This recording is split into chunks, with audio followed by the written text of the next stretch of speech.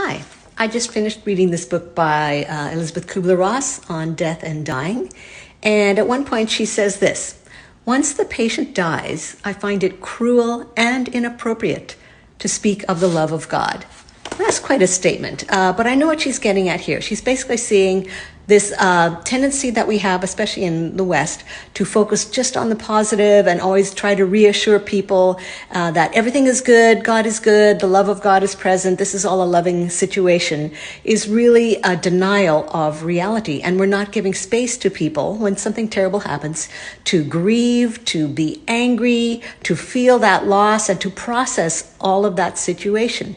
We're trying to dismiss it in some way, and that just leads to problems later on. So we don't want to do that. We want to give space to people to react appropriately to terrible things, and that is not always focusing on love or love of God.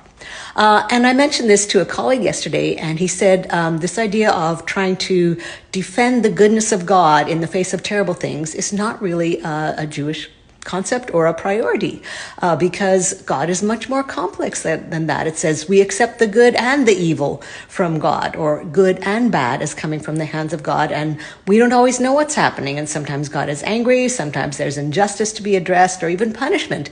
God is much more than just good.